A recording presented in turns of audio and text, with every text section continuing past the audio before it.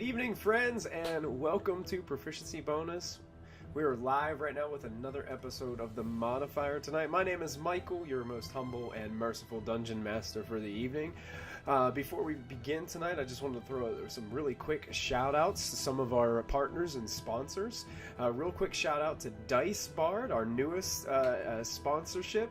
I want to thank you guys for coming on board, and also if you go to dicebard.com and you use the promotional code, the coupon code PROBO, P-R-O-B-O, during the checkout, you will get free expedited shipping on all of your orders just for hanging out with us. So that's pretty cool.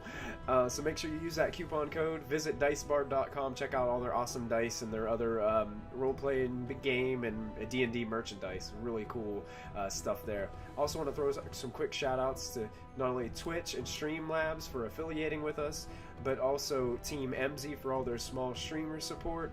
We want to throw out a big shout out to Many-Sided Dice and Nightshade Creations as well for coming on board and partnering with us and this channel. So I want to welcome you once again to another episode here of The Modifier. This is a show where we like to take several different things and we like to change them a little bit, modify them, so to speak. So we're basically taking things from role-playing games. I use Dungeons & Dragons 5th edition. We're taking these things, as a dungeon master or game master, we're trying to adjust them a bit or add some flavor to our stories in some new and creative ways. It's a way to take the rule sets that are already provided and adjust them, add some flavor, maybe create some new monsters, which is what we're going to be up to tonight, and even create some encounters or even do some dungeon master, game master tips to help you out. What I'm going to be showing you is a lot is going to be done on Roll20's virtual tabletop, and you can sign up for free at roll20.net to go ahead up and join a game on this virtual platform. So make sure you check out roll20.net as well. So we're going to dive in tonight. I hope you guys are doing great tonight. I gotta minimize this so I can see my chat. Hope you guys are doing good. Oh yeah, we got other Liam. We got we got Tulip in the house. Welcome, guys. So glad that you guys are here hanging out with me tonight. This stream is meant to be really laid back. Viewer involvement is definitely appreciated. So whenever you guys start hearing me ask questions in chat, make sure you guys chime in so we can play around and have a good time. We're going to go ahead and I'm going to switch you over to a full screen view, and I'm going to show you guys, if you could, you should be able to see my screen now. We're going to show you guys a little bit about what we were playing with last time. We were reskinning undead monsters. This one that we were working on last time we were together, I called it The Bloated, just because I got the idea from playing Diablo 3. In the catacombs area, kind of in the beginning of the game, there's this, I don't even know if it's undead, but I think it is, an undead creature that's kind of like this large bulbous figure that just kind of slunks towards you during Diablo.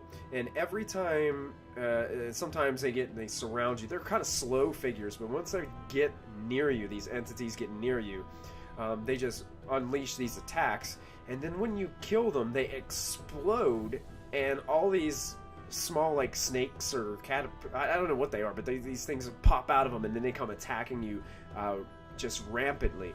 And I was thinking, what if we did that to one of our undead creatures in D&D 5e?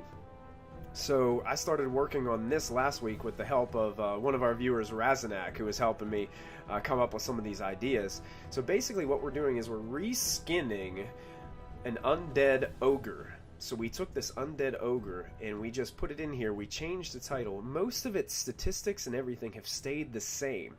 And what we're trying to do is we're trying to add some flavor to it. Maybe to give it that flair of this creature, once it reaches 0 hit points, it explodes and something happens with this explosion. And then after that, these creatures emerge and also start attacking the players. So I thought that would be a really cool idea of something that we could do. Looking back at this character sheet, I'm thinking we may have to change the challenge rating to a 3 based on some of what we gave this creature last week. Other than that, pretty much all of these statistics are the same as you will get with the Undead Ogre. We just basically copied and pasted that character sheet into this. That's why I like to call this show the Modifier, because we're just... yeah, other Liam, yeah, he says, oh man, the players always love when an enemy explodes when it dies. Yeah, that's great. You know, sometimes I like to throw a little bit of surprises at my players, just to keep them on their toes. I don't want my players always running up to every creature and just beating the living snot out of it in every given occasion. I want there to be some thought process involved with how my players go about different creatures. So to me, when I look through Dungeons & Dragons monster manuals and I look at undead creatures, I haven't seen so many undead that are, you know, we've got the undead Beholder, which has limited use on eye rays and stuff like that. But other creative elements when it comes to undead, as far as like zombie type undead and skeleton type undead, just not much there, you know. So I wanted to try to flare that up a little bit. That's right. Other Liam says, all right, I killed it. Oh god, no. That is the truth. So what we had is, basically it has the same thing. It has the undead fortitude, which I like. Basically, these undead in Dungeons & Dragons 5th edition, when they're reduced to 0 hit points, the zombies have it in particular, they must make this Constitution saving throw, and it's equal to, the DC is equal to 5 plus the damage taken, unless the damage is radiant or from a critical hit. Basically, radiant damage, critical hit, reduces them to 0, boom, they're just dead. And then everything else would happen, so that's fantastic.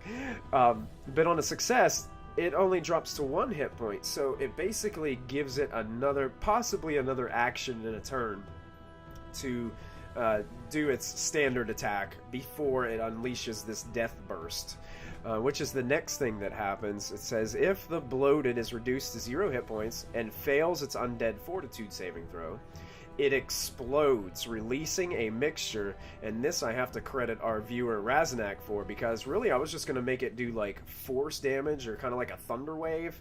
But he said, you know, man, it's like a zombie with some things living inside of it. What if we said it had like this nasty poisonous gas that came out of it, and it was also acidic?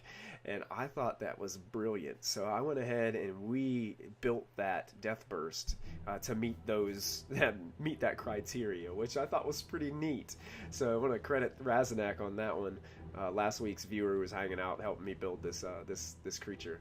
So this poisonous gas and this liquid acid emerges. Each creature within 5 feet takes 2d6 acid damage and must make a Constitution saving throw. I set the DC at 13. That's just kind of a guess. I may have to play test that to see if that's good.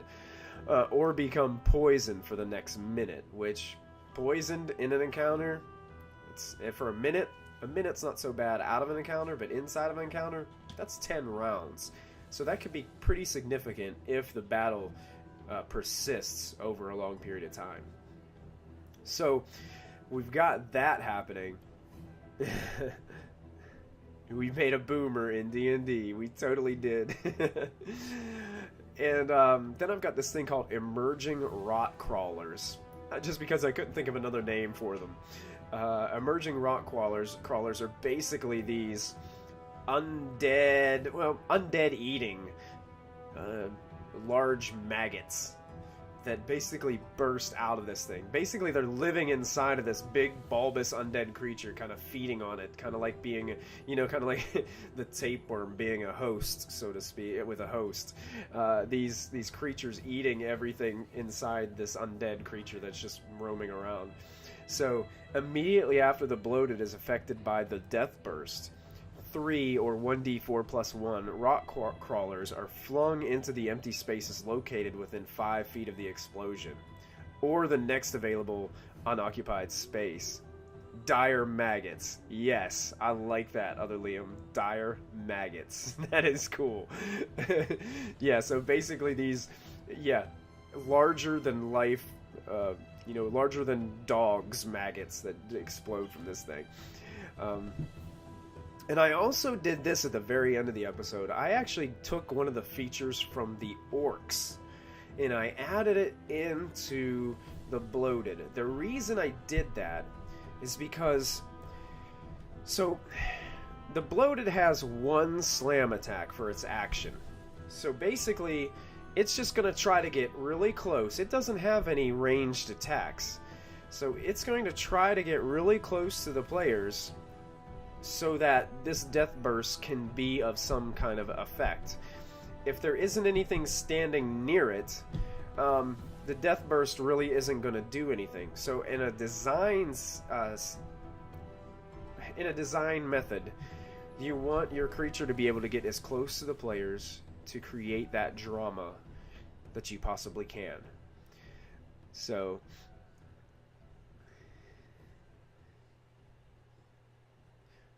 that's a good question. Other Liam says, wait, so are they actually maggots? Like actually maggots? Like eventually they turn into giant undead eating flies? That is a great idea, Other Liam. We just might have another episode of the modifier ready to go. And this is Orkward chiming in. I like the idea of larger-than-life maggots. Just a bunch of maggots who want to party and have a good time. Sound like good folk. That is great. This is Orkward. Thanks for chiming in with that one. Yeah, so I like that idea. They could eventually turn into giant undead-eating flies. Oh, these just nasty-looking giant undead flies. Ooh, man. We're getting creative already, and we're not even really into the episode yet. You guys got it going tonight. Thanks a lot, chat. Man, this is awesome. So I added this feature from the Orc, Aggressive. As a bonus action, the bloated can move up to its speed toward a hostile creature that I can see. I love this because it gives the bloated an extra chance to move another 30 feet closer to your players, putting the death burst hopefully within a range or within striking distance of any players. Challenge level 2, 85 hit points. I'm not sure how quickly your level 2 party will cut it down. My parties have been doing a pretty good job of cutting down mass numbers of hit points quickly. So you got to think, how can I get this creature to where all of its abilities, all of its natural resources can be used to make the encounter as interesting as it possibly can be. Other Liam chiming in again, like they're corrupted by feeding on the creature, so now they're cursed flies or something, or necro flies. Oh, I gotta write that down, Other Liam. I gotta write that down. I don't have a pencil near me, but I'm gonna keep that in mind. Necro flies. That is a great idea. So all of this design is pointing to, I want to get the bloated close. He's gonna beat down on them a little bit with the slam attack, which isn't that devastating. You may want to play test this. I would like to play test it before I would throw it in an actual campaign or game setting. Because of this slam attack, you may want to even go ahead and bust this thing up to a challenge level 3, because it might already be there. It would depend on a playtest. It may already be there with what we've added. But if you go down here to actions, you could also even add multi-attack so that the bloated can make 2 slam attacks, giving the average damage of its round an average damage of 22 instead of 11. So that way, if it hit twice, it would do like this average of 22 instead of 11, making it a little bit more scary up close, even when it's alive. Because right now, all it is kind of a bag of hit points waiting to explode. In essence, is what it's doing. Now, it's still only a challenge level 2, so this 2d6 plus 4 bludgeoning damage could be pretty devastating to a level 2 character. So you do have to be careful about the mechanics of the challenge rating. Basically, a challenge level 2 means that one of these creatures should be an adequate challenge for a party of 4 or 5 level 2 adventurers. It doesn't always work out that way, depending on other things, but that's basically where the baseline is for that challenge rating. So you may want to give it multi-attack, you may want to boost it up to a challenge level 3. I would maybe play test it as it is right now at a challenge level 2. Maybe just throw one of these in with my party, just to give them a shot to see how they can handle it. But other than that, I think we're going to leave it just as it is until we get a chance to actually play test this creature. We're going to leave it right there. But one thing that we've got to do before we finish this creature is we got to design the rot crawlers, these things that pop out of it. So what we're going to do now is we are going to jump in, we're going to dive right into a rot crawler, and we're going to use some different things to help us here, because this is the show called The Modifier. So we want to make sure we are modifying things that we already have, because that's the easy thing. You can take some rule sets that are already available and just edit them and change them to meet your needs of what you're trying to do. So I'm thinking, and I was looking in the Dungeon Master's Guide and the Monster Manual, trying to think of what we can do with this rot crawler, this kind of sort of weird undead maggot thing. And I was thinking we could start with a baseline of a giant centipede. So I'm going to search up for a giant centipede and see if I can get the character sheet for it. Here it is. So I'm using Roll20. If you click on the compendium, this little eye for information at the top, you can see that I've got this compendium where I can take and click and drag the giant centipede all the way over here and accept the drop from the compendium. I let that go, and I've got the giant centipede character sheet already in here, ready to go. So it's that simple to do. And we're going to go ahead and take this giant centipede and we're going to edit it to make our rot crawler. So we're going to go ahead and click on this cogwheel, and we're going to change the name of this creature to the rot crawler. Okay, so we've got that set. Now it's a small beast. That wouldn't be true for this. I'm thinking that we're going to go with it's going to be small undead. Because if it's living in an undead, I would say it would be undead. Unaligned. We'll just leave it at unaligned for now, because it's more of some type of undead creature. But we might change that to match the other undead creatures we have, which I'm gonna double check what my others are. What's the bloated's alignment? Neutral evil. Yeah, that would probably be the same as the rot crawler as well. So we'll go ahead and change that to neutral evil here. Neutral evil alignment.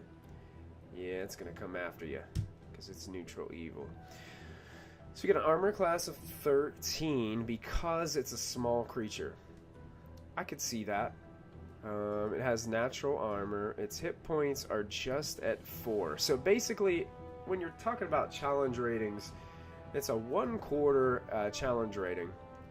4 hit points is probably good. Speed 30 feet, climb 30 feet. Kind of like that. I think I might leave that at the same. And most of these statistics, I'm just going to go ahead and keep those the same, because basically all we're doing is we're just reskinning this giant centipede to meet our needs. That's a good, that is a good point. I don't know why a maggot would have natural armor. They are soft and mushy. You're right, other Liam. We might change that then, because a centipede kind of has this hard, kind of like a hard exoskeleton shell on it that makes it a little bit difficult. So yeah, I agree with you. Let's go ahead and get rid of that natural armor, because I don't think it would have that. If we get rid of natural armor, we can probably, it looks like its dex is a 14, which would give it a +2. So that actually is going to drop its armor class down to a 12. So we'll go ahead and put that in as the armor class. So makes it a little bit easier to hit them. They still are relatively small, even though they are small or soft and smushy. So you can definitely can get a hit on them. And armor class of 12 is in line with a lot of those other giant creatures as well. So I think that's fair. And I don't think it would change the challenge rating at all as a 1/4 50 XP creature. Alright. So, I'm going to go ahead and leave this the same. Yeah, intelligence 1, wisdom, charisma 3. Yes. It's a very charismatic maggot you got there in your game. And we've got senses, we've got some blind sight 30 feet, passive perception in 8, languages, a maggot's not going to be able to speak to you. So I'm going to leave all that the same. The one thing I might think, I would have to research the blind sight. So, but yeah, I'm going to leave that just how it is. So we've got these actions down here. We've got a bite, and that was one of the main reasons that I wanted the centipede character sheet to modify, because I wanted to leave the bite as something that we could use for this creature. It says a bite melee weapon attack. It's a +4 to hit. Reach is just 5 feet, so these things have to be right next to you, which when they burst out of the bloated creature, they're going to be right next to some of your players, so it gives them the opportunity to take an action right away. It says one creature, if they hit, they would do 1d4 plus 2 piercing damage plus an additional 3d6 poison damage. It says the target must succeed on a DC. That there must be something something missing from this character sheet. If the poison damage reduces the target to 0 hit points, the target is stable but poisoned for 1 hour. After regaining hit points, even after regaining hit points, and is paralyzed while poisoned in this way. I don't know about that. I don't know if I want to, after my party has just been surprised by this exploding creature, I don't think I would want them to succumb to... Now, there's going to be these annoying maggots that pop out, but I don't know if I want them to have the whole poison paralysis kind of effect. We could put a different effect on there that could be still kind of an additional add-on without... Like, I almost feel like that's, after putting them through the bloated and possibly other undead creatures at once, and then slamming them with multiple of these, I think it might be a little bit too harsh. So I'm going to go ahead and edit this, and I'm going to keep it, and this description is all, it's a little out of whack. There's things missing anyway. So I'm going to go ahead and get rid of this part. But I was going to ask you guys up on chat, do you think, is there anything in particular that you think we could add on? Because just these little maggots kind of biting. And that's true. Other Liam chimed in, is your party's potentially already poisoned from the explosion. We've already had this explosion burst out, and there's a chance that if your party is completely surrounding this creature, they might already be poisoned. So to have another poison effect... it just seems counterproductive to me in a design aspect, in a design point of view. So what we may need to do is we may need to think of some other effect that we could do, because 1d4 plus 2, and we're thinking about, you know, having this against level 2 characters. That's probably good as far as damage. I'm going to take away this 3d6 poison damage like we said, and what other Liam was saying, the party might already be, unless they make their saving throw, they may already be poisoned, and so they may already be under this effect. The only thing that we'd be adding to that would be the paralysis that the giant centipede character sheet had.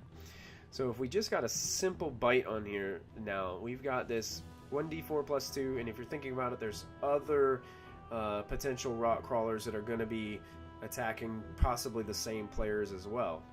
So we've got that in play. One thing I want to throw out there to you guys, and I'll see if you guys think this is a good idea or a bad idea. I was thinking about having a way... I'm going way back here, and I'm gonna dive into the monster manual a little bit, and I'm gonna go to the Sturge character sheet. I don't know if you guys remember the Sturge, but the Sturge is basically a giant flesh-covered mosquito. It has this long barbed nose on it, and you find them when you're diving deep into caves and old dungeons. they usually descend from the upper rafters of these things, kind of like bats, and just swarm you. And when they attack, they actually stick to you because they're like a mosquito, like sucking your blood. So what I was thinking about doing was perhaps making these rock crawlers, whenever they attack you and bite you, perhaps they are attached to you in some way. But I'm trying to figure out how we could do the actual like ruling on that and statistics. I'm gonna look at the Sturge character sheet in my monster manual right now to see if I can find what the exact ruling is when it comes to its blood-sucking technique. Okay, here, other Liam's chiming in again. I'm going to read his chat. I want to be able to... in future episodes, I want to get the chat up there so you guys can read everything and see that. So, maggots want to be inhabiting a dead creature to eat them. Because they're vulnerable outside of it, maybe they try to infest your party. Like, grapple them and crawl inside and eat them from within. Depending on how horrific or gross a game this monster is being made for. I like that.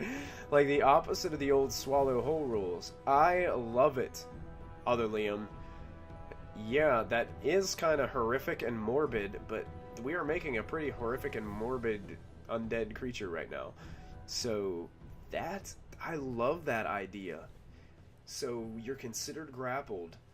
So, I want to find a creature that has the Rimmer has, I believe, has an ability called Swallow Whole. We could take a look at that and think about incorporating that into this maggot. Oh, here's a Sturge. Sturge. Okay, Sturge has this ability called Blood Drain. And what it does is, if the creature hits, it attaches to the target. While attached, the Sturge doesn't attack. Instead, at the start of each of the Sturge's turns, the target loses 1d4 plus 3 hit points due to blood loss. So basically, it doesn't need to attack. If it stays attached, you just automatically take the damage because it's sucking your blood like a mosquito would. The Sturge can also detach itself by spending 5 feet of its movement. It does so after it drains 10 hit points of blood from the target, or the target dies. A creature, including the target, can use its action to detach the Sturge. So basically, you have to expend your action to pull these things off of you.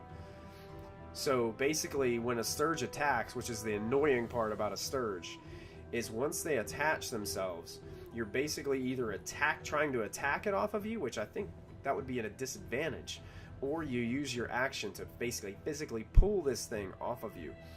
And when you do so, your action is expended, so then you're left with just a bonus and a movement. So that's kind of what makes the Sturge a little bit of annoying of a creature to face, because you get multiple Sturges attached to you, and it can be a brutal encounter, especially for low-level adventurers. So we've got a Sturge here, but I want to look up this Rimmer has. I know a Rimmer has this Swallow Whole.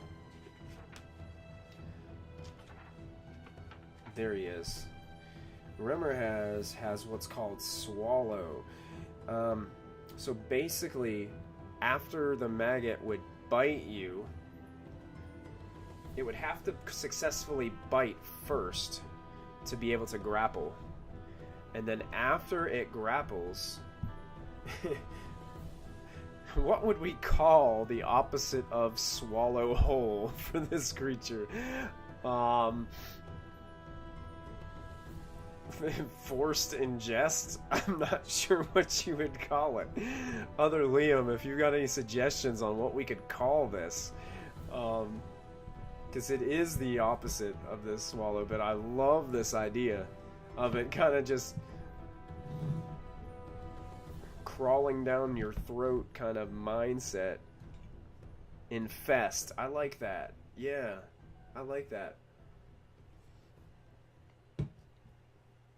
Infest. My question for you guys though is, if it infests you, how do our players deal with that then? What could be, how would we, because we're just thinking like level 2, possibly level 1, level 3 adventurers. Once this creature gets inside you, where do you go from there? Where does your players go from there? I know that that would require them to be pretty creative, I know that. But what could we do as far as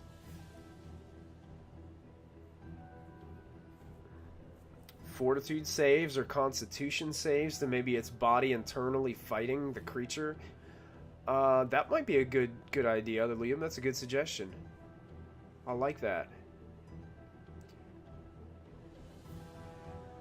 Perhaps after you are infested with this, each following round,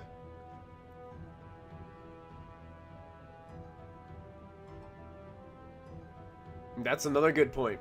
Other Liam chimes in again. It only has 4 hit points, so maybe the players just hit the infested guy and they both take the damage. And since they both take the damage, once those 4 hit points are basically up, the creature dies inside. That's a good point.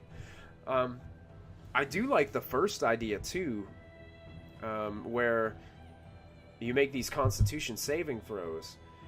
We could say that if you succeed on the Constitution saving throw, that you're able to somehow get this, maybe regurgitate the creature back out,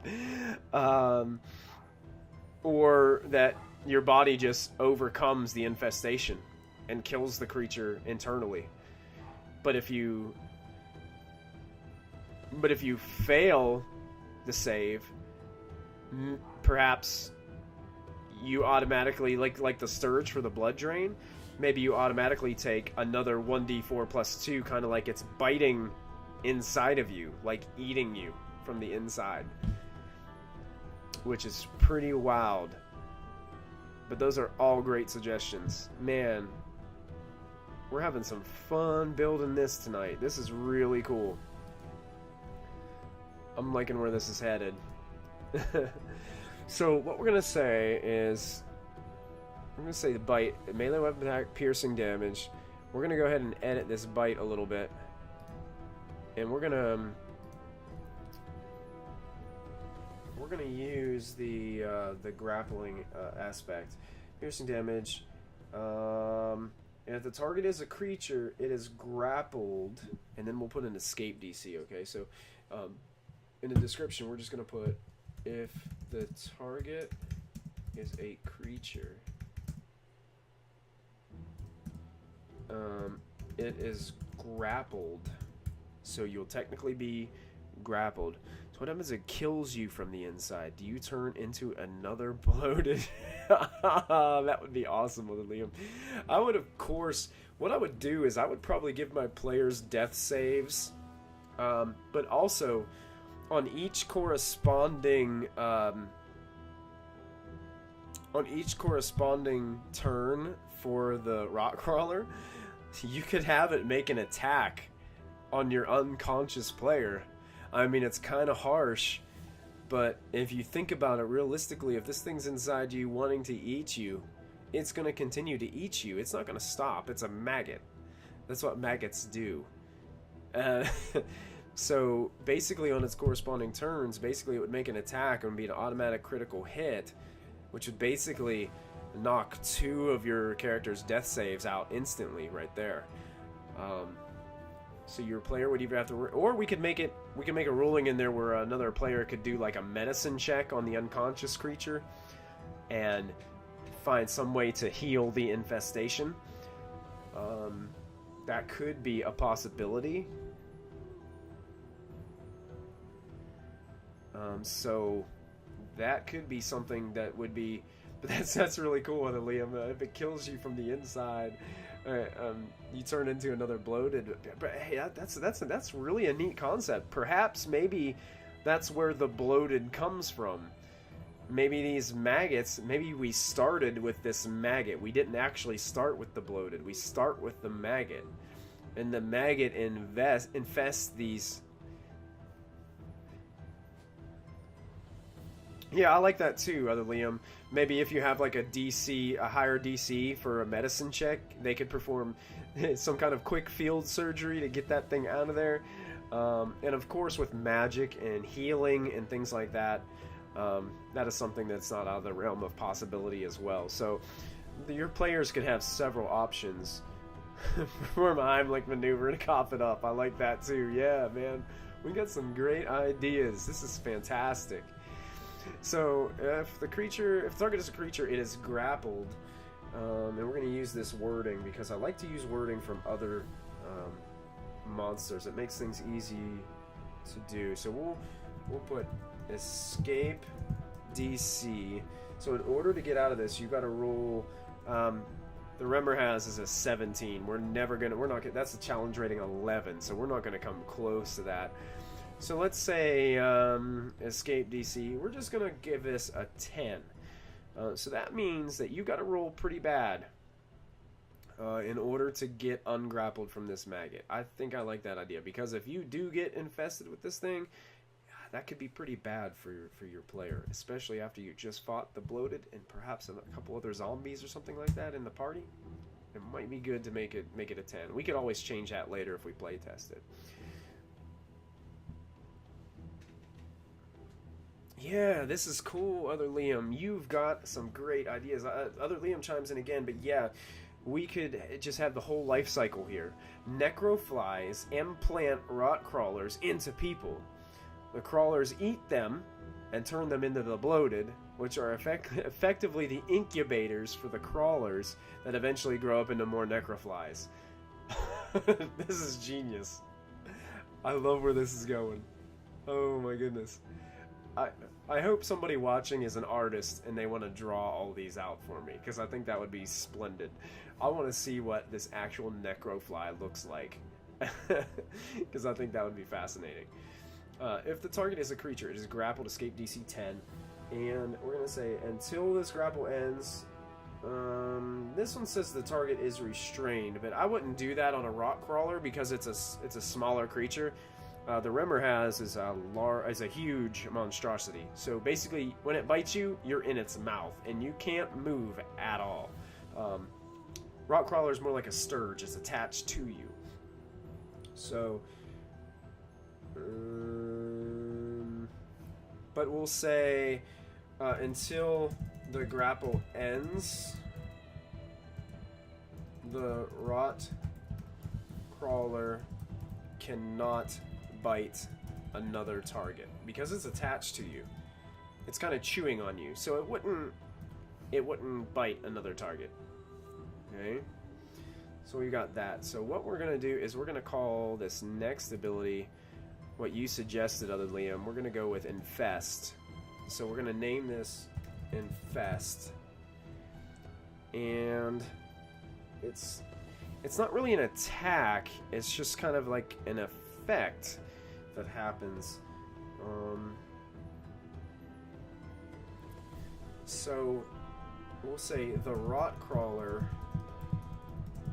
makes one bite attack against a creature it is grappling. We're going to word it like that. So it's actually going to make an additional attack. So it has to actually succeed for this infest to take place in the way that this is worded. So the rot crawler makes one bite attack against a creature it is grappling. And if the attack hits, that creature takes the bite's damage and is infested. So if the attack hits, the creature takes the bite's damage.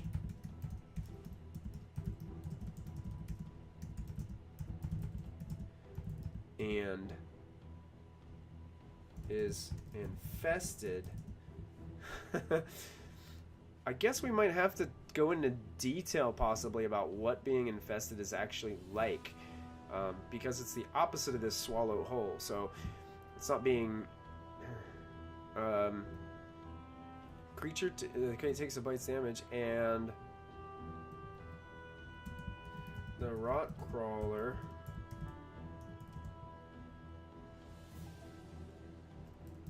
inhabits? No, I wouldn't say that. The rot crawler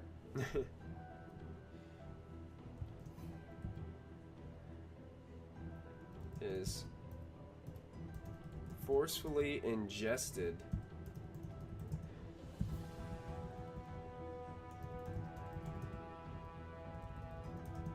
into the creature's stomach.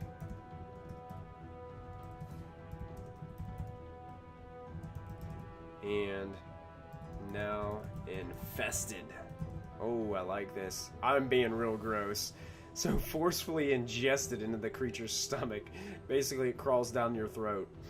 And now you are infested. I like yours better, other Liam. I like it better. I totally want to use that. I like that better. I'm going to steal it.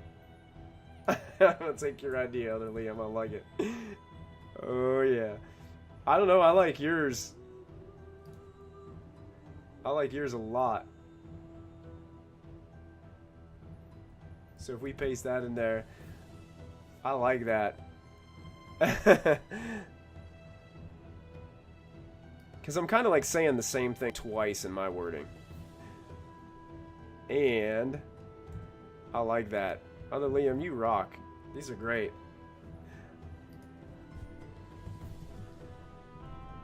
The rot crawler crawls inside the victim's mouth and down its throat, beginning to eat the victim from the inside. Oh man, that is brutal. I love it. Okay, so that's what happens. And while infested,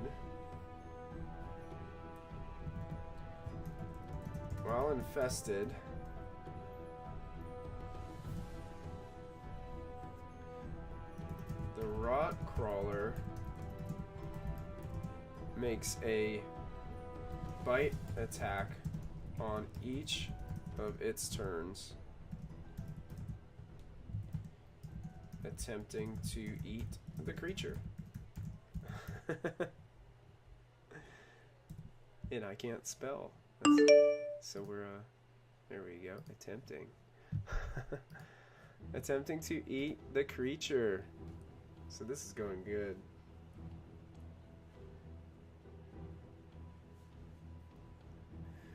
Okay, in order to get rid of this creature, though, we gotta figure out,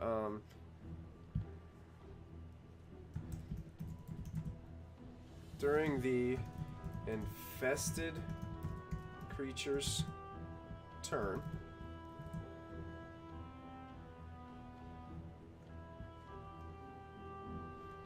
must make a Constitution saving throw. DC of this is going to be, you know what, we'll probably say,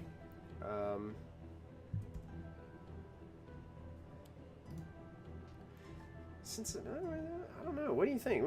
Maybe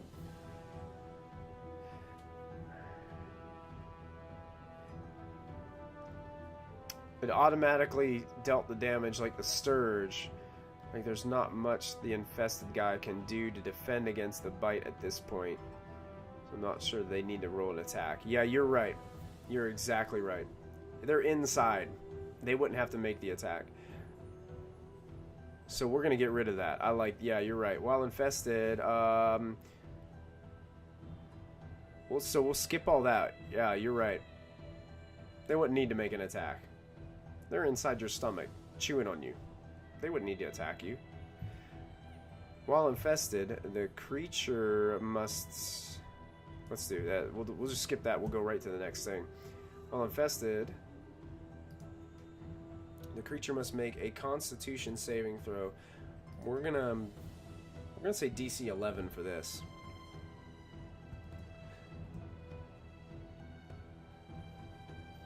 We'll say, while infested, the creature must make a Constitution saving throw.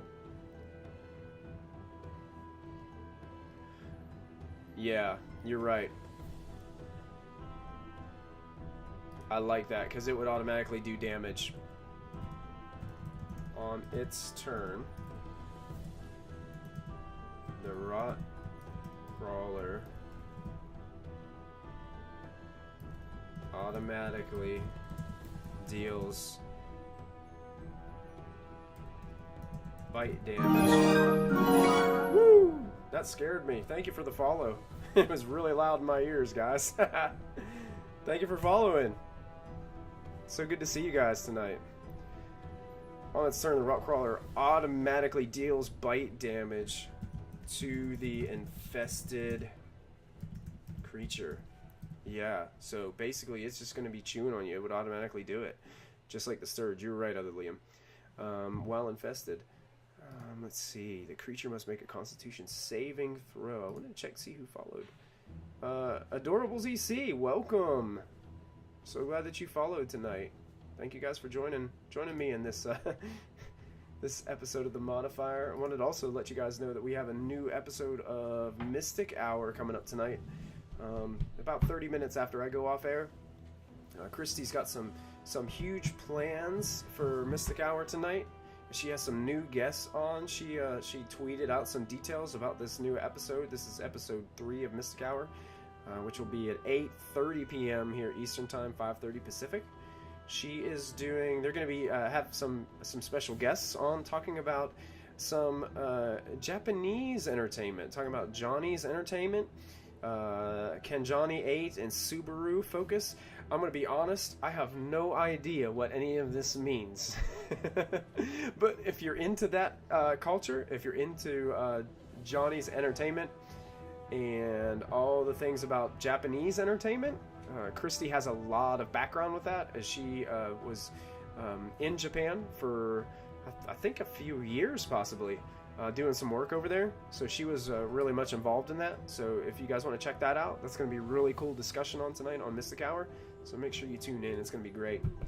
So our Rot Crawler here. While infested, the creature must make a Constitution saving throw to fight the infestation, we'll say. That's what we'll say. To fight the infestation. On a success, the creatures... I guess we'll say the creatures... Hey, MX Lip, how you doing tonight? It's good to see you. Alright. So on a success, the creatures... We'll say the creature's body is able to overcome the infestation.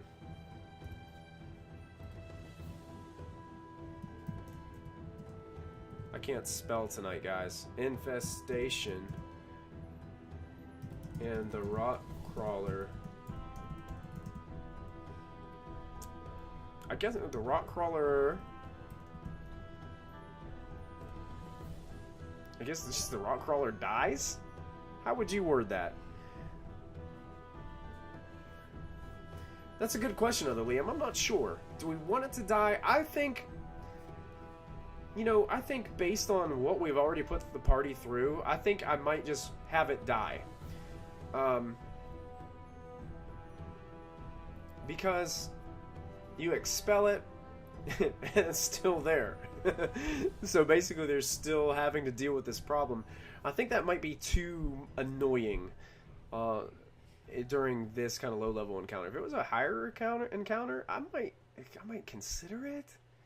I don't know. What do you guys think in chat? I mean, you got this thing that is trying to basically climb down inside of you and eat you alive. I don't know. I think it would probably make you sick after the encounter's over. Maybe we can add something that in 1d4 days you're kind of infected with what's called the sewer plague. It's in the back of the Dungeon Master's Guide. It's something that's basically, it makes you sick, and without like getting proper healing, you get your hit points reduced, your max hit points reduced, and eventually it's kind of like just having the flu. Um, we could even add something like that later if we wanted to play test it and we felt that it was something that we wanted to try. That's the cool thing about this modifier show, is all this stuff is just, I mean, this is all in theory. We're just trying this out and see what'll happen. So anything that you guys want to do, anything you guys want to change, you can always change it. Play test it.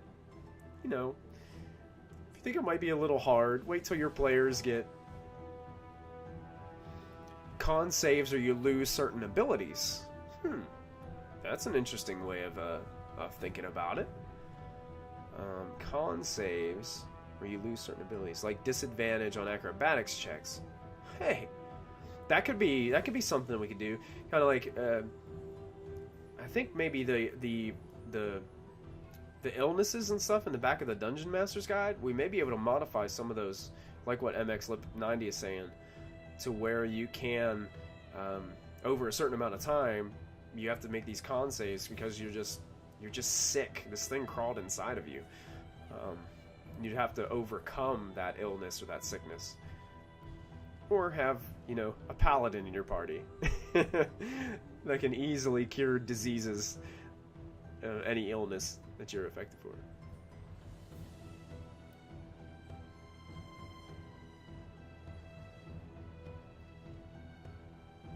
That's a good idea, Other Liam. Have the creature vomit it up. Yeah, I think that would add to the flavor text.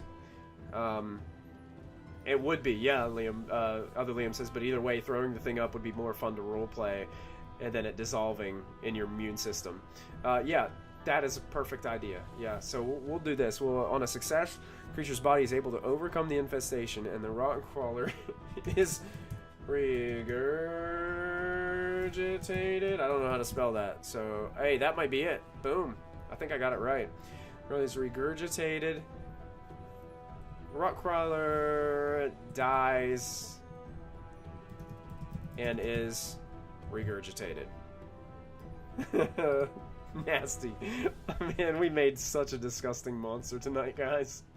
This is gross, but I love it.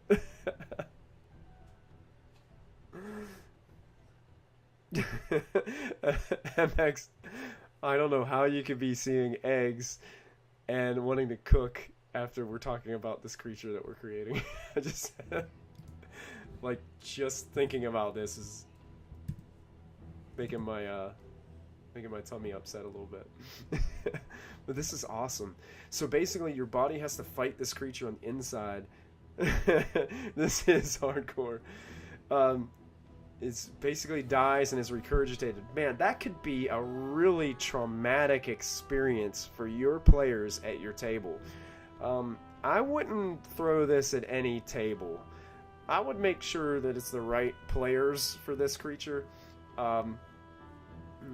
People who may enjoy the Alien movies and how disgusting some of those scenes can be.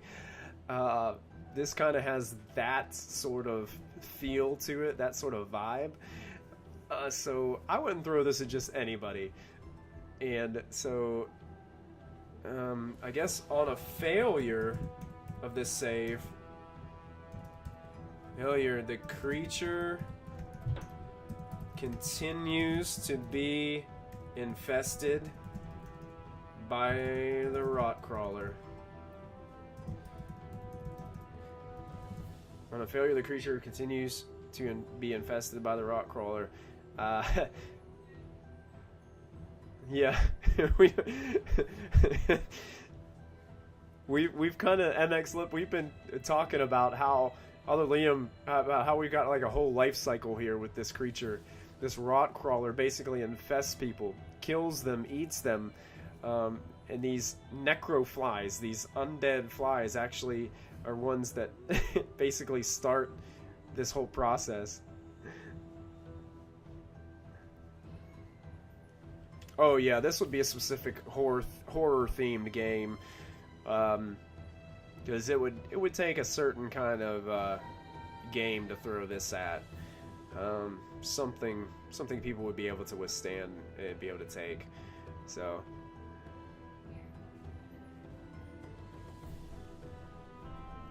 that's a good idea. Other Liam also notes in chat that we may want to note that any damage taken by the creature also is applied to the rock crawler. So that gives them another avenue, another way. It's always good to provide your players with more than one solution to a problem.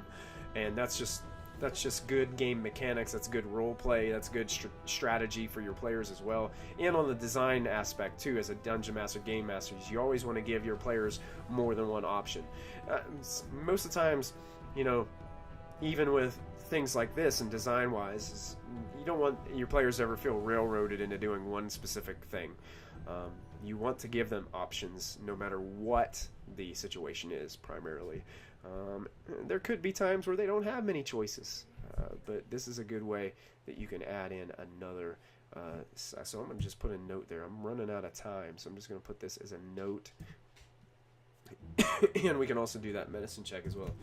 So we're just going to put a note here, and we can actually, I can go in here and I can flavor text this later, but any damage taken by the infested creature is also taken by the rock crawler.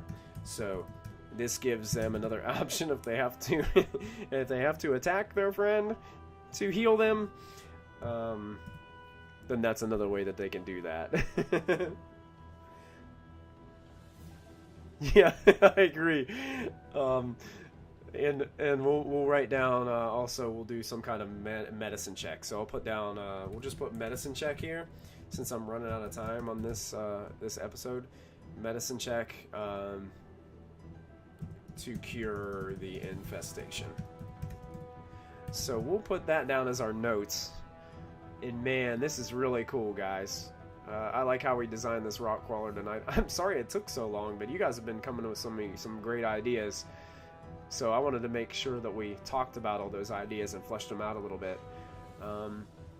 Next week, I'm not sure what kind of episode that we'll do for the modifier. We'll have to see exactly what my schedule is and what we can think about for that. We may do another reskinning undead, because I was going to do kind of like an undead boss after we did this maggot type creature. Something like I don't know, I'm getting a lot of ideas from Diablo 3. Something like a King Leoric, kind of skeleton king type boss. Maybe a low level boss, but equip them with legendary actions.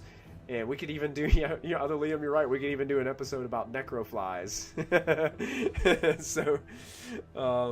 So yeah, we can do all kinds of things.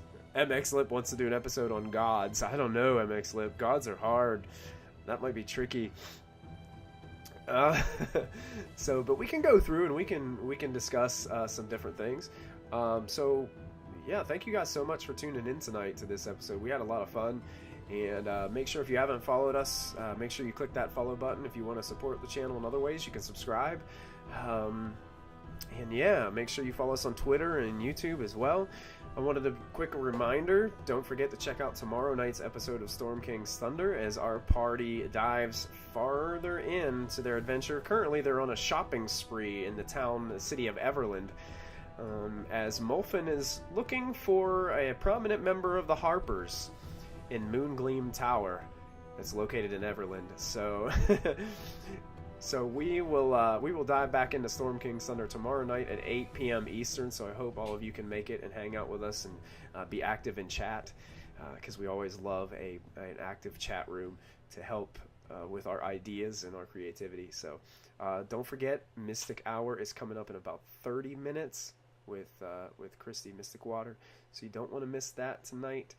And other than that, that's all I've got for you guys tonight. Thank you guys, Other Liam, MX Lip, Tulip. Thank you guys so much for joining me tonight for this episode of The Modifier. I will see you all next week as we continue to get creative on this channel and see if we can make some more monsters and creatures and different things. So until then, don't forget to add your proficiency bonus, guys, and I will see you next time. Have a good night, guys.